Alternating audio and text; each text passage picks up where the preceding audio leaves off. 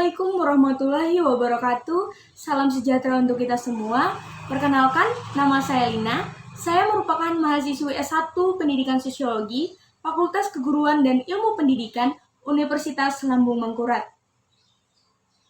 Pada kesempatan kali ini, saya akan mempresentasikan tentang media pembelajaran yang saya buat.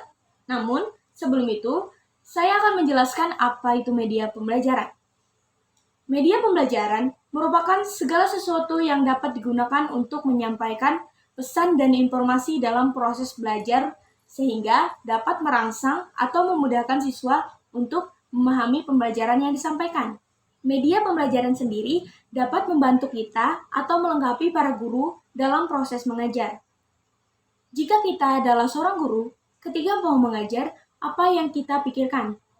Selain materi, hal yang paling penting adalah aktivitas yang dilakukan ketika mau melakukan proses belajar mengajar itu sendiri.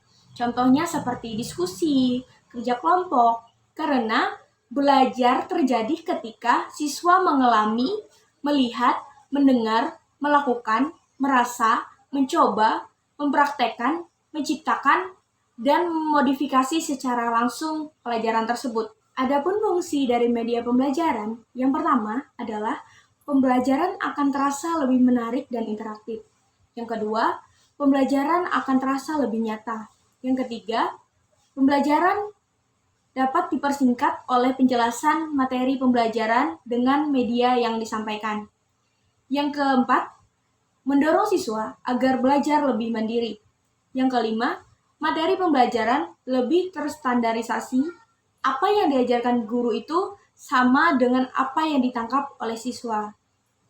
Adapun media pembelajaran yang saya buat pada hari ini termasuk ke dalam media pembelajaran visual yang bertema Siapa Aku dan Tentang Diriku atau Who I Am and Something About Me.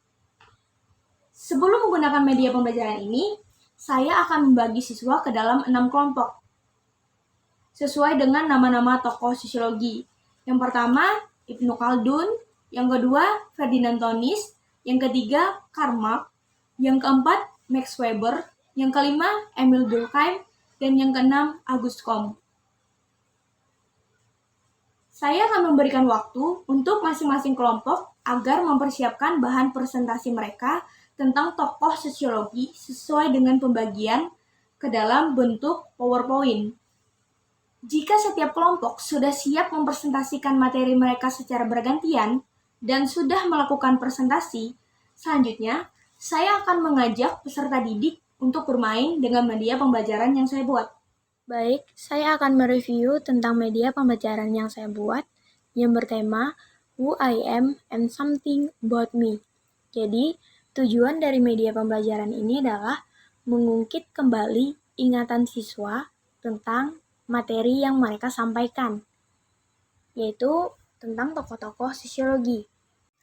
Adapun komponen dari media pembelajaran ini adalah yang pertama, ada lingkaran besar yang bertuliskan nama tokoh dan gambar tokoh. Ada Emil Durkheim, Auguste Comte, Ibnu Khaldun, Ferdinand Tönnies, Karl Marx, dan Max Weber. Dan lingkaran kedua ada lingkaran angka 1 sampai 6. Selanjutnya ada kotak gambar dan kotak angka. Isi kotak gambar adalah sesuatu yang menggambarkan tentang tokoh sosiologi tadi. Contohnya, Bapak Sosiologi. Siapa Bapak Sosiologi? Bapak Sosiologi adalah Auguste Comte. Selanjutnya, kotak yang kedua yaitu kotak angka. Di dalam kotak angka ini terdapat soal-soal yang berkaitan dengan tokoh sosiologi tersebut. Misalnya, soal yang pertama,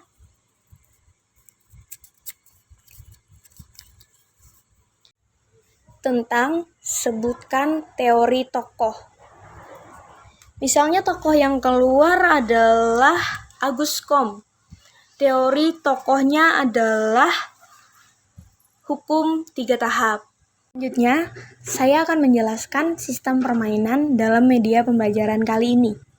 Jadi, Setiap kelompok akan mengirimkan delegasi satu orang untuk maju ke depan dan mengikuti sistem permainan yang akan saya pimpin. Saya minta tolong kepada salah satu perwakilan dari kelompok untuk memutar lingkaran besar yang berisi nama-nama tokoh. Nah, contohnya, nama tokoh berhenti di Ibnu Khaldun. Selanjutnya, saya akan memberikan waktu 15 detik untuk setiap kelompok mencari tentang apa saja yang berkaitan dengan tokoh Ibnu Khaldun di dalam kotak gambar. Contohnya, Ibnu Khaldun membagi masyarakat ke dalam 2 golongan, yaitu masyarakat Bedawah dan Hadarah. Jika salah satu kelompok menemukan jawaban yang benar dengan waktu paling cepat, maka itulah yang dinyatakan sebagai pemenang dan mendapatkan 1 poin dan menyumbangkan poin tersebut ke dalam kelompoknya.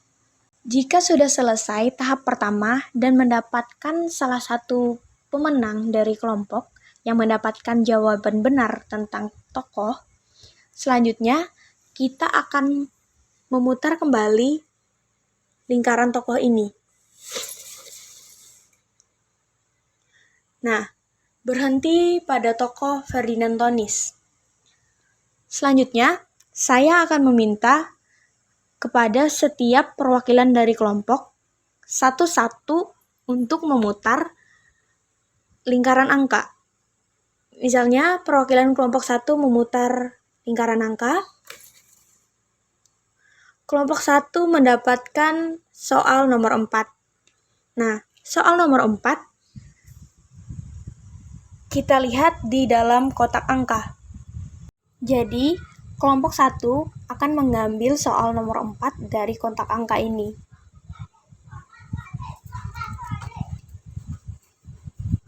Kita buka, apakah soalnya? Sebutkan teori tokoh.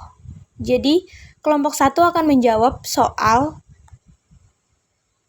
teori tokoh Ferdinand Tonis.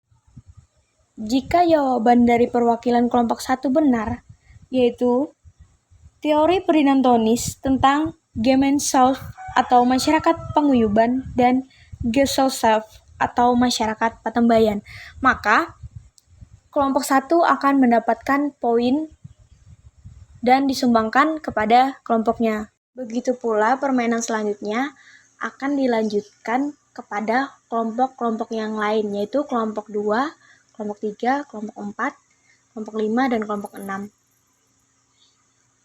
Dan pemenang dari permainan media pembelajaran ini adalah kelompok yang berhasil mendapatkan poin paling banyak. Baik, itu tadi merupakan penjelasan seputar media pembelajaran sederhana yang saya buat. Semoga video kali ini dapat bermanfaat bagi teman-teman dan menginspirasi setiap orang yang melihatnya. Terutama untuk calon-calon pendidik sekaligus pendidik yang ada. Karena menceritakan bukan mengajar, mendengarkan bukan belajar. Tetapi belajar adalah mengalami dan mengajar adalah memfasilitasi terjadinya belajar tersebut atau interaksi. Mungkin sekian hal-hal yang dapat saya sampaikan pada kesempatan kali ini. Salah hilap saya mohon maaf. Sekian dan terima kasih. Tetap semangat!